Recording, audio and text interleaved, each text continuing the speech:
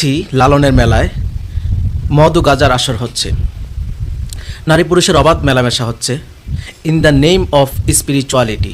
এটা হচ্ছে আধ্যাত্মিকতার নামে। আসলে কি ইসলামী শরিয়া আধ্যাত্মিকতার নামে এই সমস্ত কার্যক্রমগুলোকে সমর্থন করে? আল্লাহ সুবহানাহু কারীমের মধ্যে বলে দিয়েছেন, ইয়া আইয়ুহাল্লাযীনা আমানু লা তাকরাবুজ জিনা ইন্নাহু কানা ফাহিশা ওয়া সাআ সাবিলা। রাব্বুল আলামিন ঈমানদারদের উদ্দেশ্যে জানিয়ে দিচ্ছেন, হে ঈমানদারগণ, তোমরা জিনা এবং ব্যভিচারের নিকটবর্তী হয় না।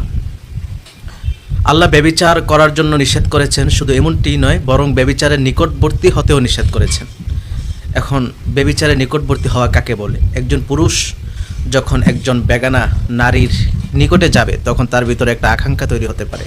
এটাই হচ্ছে ব্যভিচারের নিকটবর্তী হওয়া।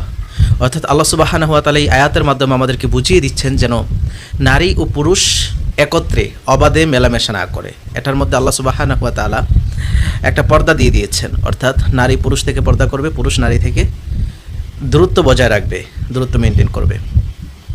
তো আমরা লালনের মেলায় দেখতে পাচ্ছি সেখানে সরাসরি শরিয়া বিরোধী কার্যক্রমগুলো হচ্ছে, নারী পুরুষের অবাধ মেলামেশা হচ্ছে, নাচ গান হচ্ছে।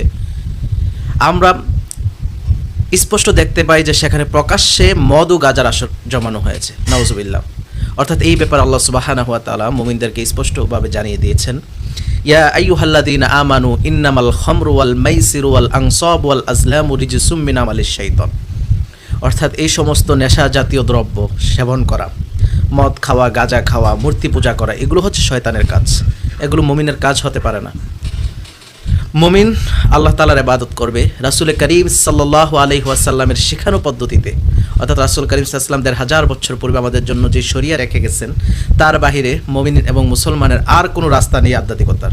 সেটাই একমাত্র রাস্তা, যেই রাস্তায় চললে আধ্যাত্মিকতা হাসিল করা যাবে, যেই রাস্তায় চললে সাধনা করা যাবে এবং আল্লাহর নৈকট্য হাসিল করা যাবে। তো এই ব্যাপারে আল্লাহ সুবহানাহু ওয়া তাআলা পবিত্র কোরআনের মধ্যে জানিয়ে দিয়েছেন, কুল ইন কুনতুম তুহিব্বুনাল্লাহা ফাত্তাবিউনি ইউহিব্বুকুমুল্লাহ। অর্থাৎ আল্লাহ সুবহানাহু ওয়া তাআলা জানিয়ে দিচ্ছেন যে কোনো মানুষ যদি আল্লাহকে ভালোবাসে, সে যেন রাসূল করিম সাল্লাল্লাহু আলাইহি ওয়াসাল্লামের অনুসরণ করে। অর্থাৎ রাসূল করিম সাল্লাল্লাহু আলাইহি ওয়াসাল্লামের অনুসরণের মাধ্যমেই আল্লাহ সুবহানাহু ওয়া তাআলার ভালোবাসা অর্জন করা যাবে। অর্থাৎ আমরা যদি আল্লাহর নৈকট্য অর্জন করতে চাই, আধ্যাত্মিকতা হাসিল করতে চাই, আধ্যাত্মিক জগতের মানুষ হতে চাই, তাহলে রাসূল করিম সাল্লাল্লাহু আলাইহি ওয়াসাল্লাম ১৫০০ বছর পূর্বে আমাদের জন্য যে শরিয়া রেখে গেছেন, তার বাহিরে আর কোনো রাস্তা নেই যে রাস্তায় আল্লাহকে পাওয়া যাবে। অর্থাৎ শরিয়াই একমাত্র রাস্তা, যে রাস্তায় চললে আল্লাহকে পাওয়া যাবে। এখন শরিয়া তো সমর্থন করছে না নারী পুরুষের অবাধ মেলামেশা, শরিয়া তো সমর্থন করছে না মদ খাওয়া, গাঁজা খাওয়া, যেটা সরাসরি আল্লাহ রাব্বুল আলামিন পবিত্র কুরআনুল কারীম আমাদেরকে নিষেধ করে দিয়েছেন, আমাদের জন্য হারাম করে দিয়েছেন। তাহলে একটা হারাম কাজ দিয়ে কি